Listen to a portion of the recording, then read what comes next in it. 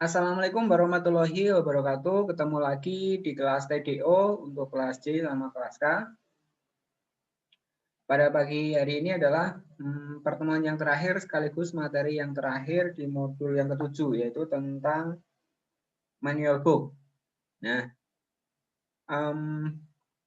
di sini nanti saya akan sharing informasi tentang beberapa hal tentang perbaikan atau manual book ini. Oke. Kira-kira begini, setiap kali kamu membeli sesuatu yang baru, di sana selalu ada buku petunjuknya ya, yang kamu ketahui sebagai buku petunjuk atau sebelumnya adalah manual book. Misalkan, saya ambil contoh, kamu beli HP. Nah, di HP itu kamu dapat diskbox, kardusnya, kemudian kamu dapat HP-nya, kemudian kamu dapat manual book-nya. Oke, paham ya? Jadi di situ selalu ada buku manualnya. Sama seperti halnya kamu beli motor atau mobil, ketika kamu beli motor baru pun ada 2 buku yang kamu dapatkan. Jadi ada motor, kunci busi atau bank plus min itu, tang, kemudian sama 2 buku. Nah, itu adalah buku manualnya.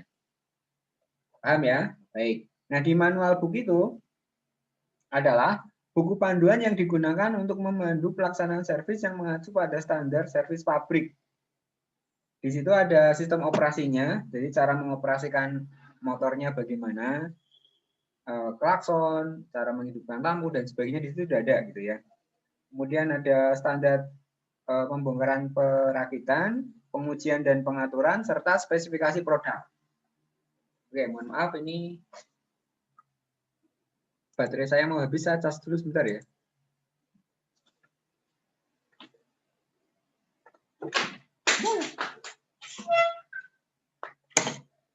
Dari Pak Iksan. Ya, teh. Tidak apa-apa ya Pak Iksan.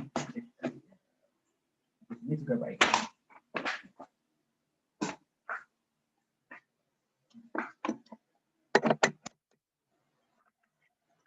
Oke, itu tadi manual book. Intinya, kalau kamu beli produk baru selalu dapat manual book-nya. Kontennya itu termasuk kalau beli motor atau mobil baru. Kemudian buku yang pertama tadi adalah manual book, buku yang kedua adalah OMM atau Operation and Maintenance Manual. Jadi cara pemeliharaan motor. Jadi servis berkalanya berapa kali dan seterusnya di situ juga ada di buku yang kedua. Oke ya, jadi kalau kamu beli motor baru dapat 2 buku, buku manual dan buku OMM. Lanjut. Oh, ini udah masuk lagi, Mas Dimas kali. Semakin banyak yang masuk. Saya lanjutkan untuk pemahaman kalian yang berikutnya. Nah, semisal kamu ke dealer, main dealer, baik dealer motor atau mobil sama ya. Dealer itu biasanya ada 3 hal yang mereka lakukan. Yang pertama adalah penjualan, sales tulisannya. Jadi produk-produk mereka apa saja sih yang dijual gitu ya.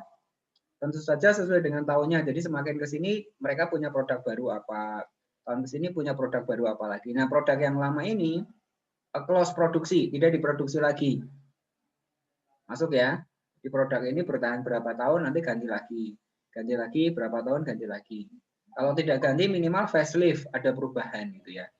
Misalkan Avanza ya, Avanza sama cuma nanti di Avanza yang baru ada yang berubah apanya lagi. Mesinnya bisa berubah, interiornya berubah, eksterior berubah dan seterusnya. Motor pun sama.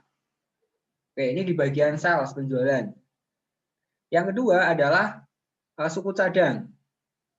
Suku cadang atau part. Nah, misalkan motor sekian tahun nanti rusak ganti komponen, mobil sekian tahun rusak ganti komponen. Jadi mereka menyediakan partnya.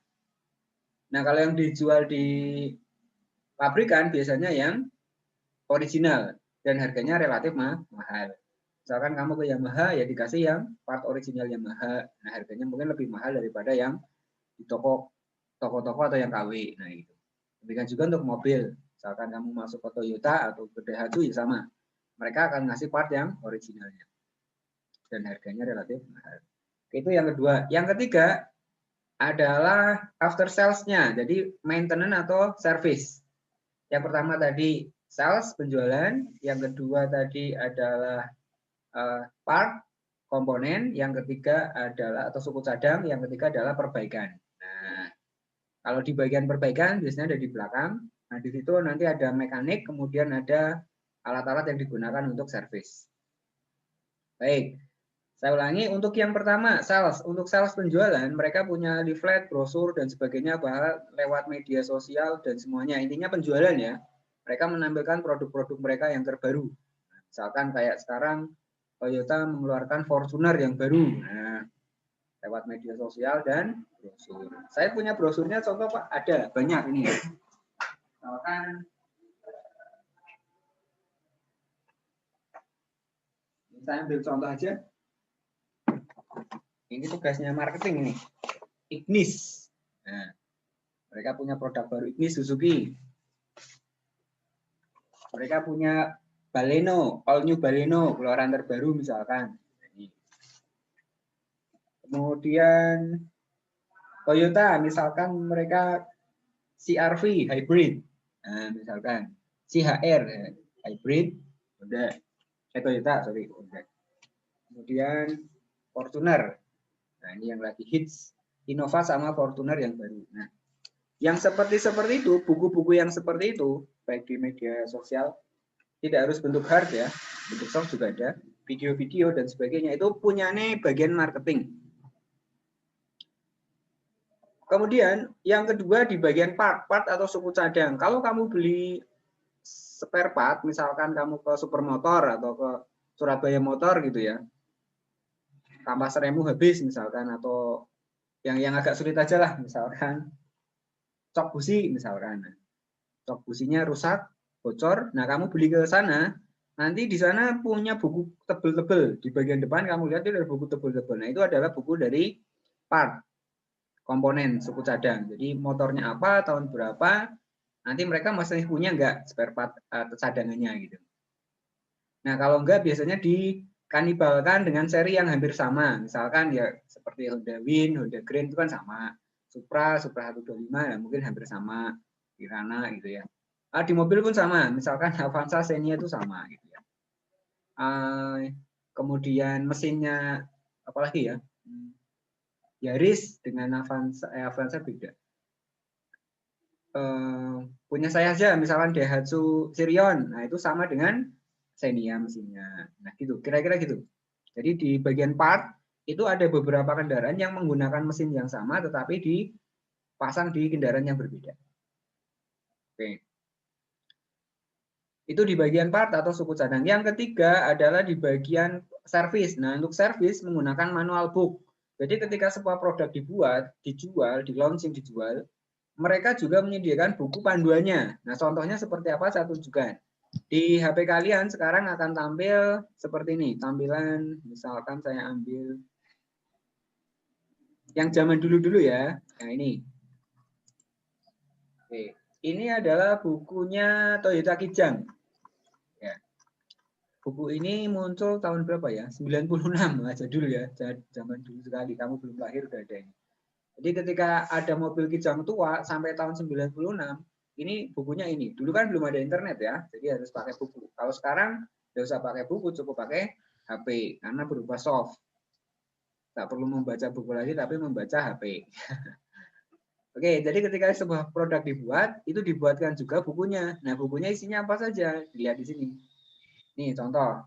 Mesin Kijang, ada tune up-nya, ada servis mesinnya, sistem pelumasan, pendinginan, bahan bakar, start, pengapian, pengisian, SST, sampai spesifikasi servis.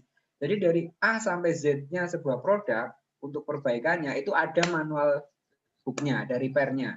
Manual book servisnya. Nah, ini yang punya ada di bagian servis di belakang. Pun demikian, misalkan saya kasih contoh yang agak baru ya. Saya stop share yang ini. Saya kasih contoh yang punya Suzuki misalkan. Mana ya? Nih R3 misalkan. Ketika R3 yang baru dibuat, facelift juga gitu.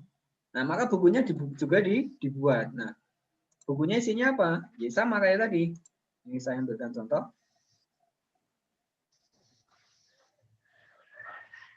Nah, ini apa? PT Suzuki Indomobil Indonesia. Servis roda 4. Tahun 2012 ketika pertama kali dikeluarkan Suzuki R3.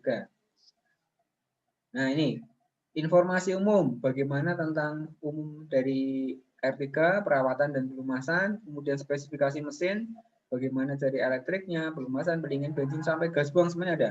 Bagaimana dengan suspensinya, depan, belakang, roda, ban ada. Driveline, rem, semua informasi tentang mobil R3, sak servisnya itu ada semua. Oke ya. Nah ini yang punya siapa? Ini di bagian servis di belakang. Sekali lagi di bagian penjualan mereka punya leaflet produk-produk yang terbarunya. Yang kedua di bagian suku cadang mereka punya part book. Di bagian servisnya mereka punya maintenance and manual book service. Jadi buku untuk servisnya. Nah, ini dulu ya. Jadi ini dulu model dulu. Informasi ini, buku-buku ini tidak harus melulu berupa yang di printer apa dicetak gitu ya, yang hard. Karena sekarang zaman sudah beralih ke soft. Bisa saja itu dalam bentuk CD, dalam bentuk flash disk, atau bahkan di online kan. Jadi tinggal buka web internetnya, nanti connect, kamu mau nyari apa aja ada. Paham ya? Oke, jadi ada manual book. Saya ulangi, saya rangkum. Ketika kamu membeli mobil baru, ada 2 buku. Yang pertama tentang manual booknya, yang kedua tentang OMM-nya. Yang kamu punya. Nah, yang punya e-dealer juga ada beberapa. Yang pertama di katalog penjualan, yang kedua di katalog part book di bagian suku cadang, yang ketiga di katalog manual book and service.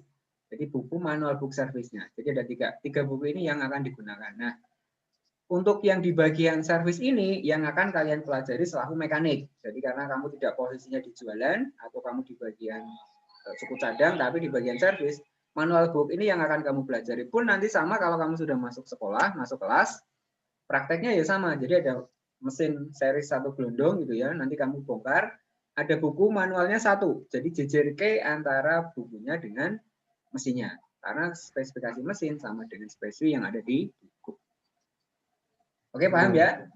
Itu saja yang bisa saya sampaikan untuk materi yang terakhir pada kesempatan semester ini. Saya akan stop share. Kita tutup kelas. Ini udah 18 yang masuk ya, alhamdulillah ya. Peningkatan yang drastis. Oke, saya tutup 3, 2, 1 stop record.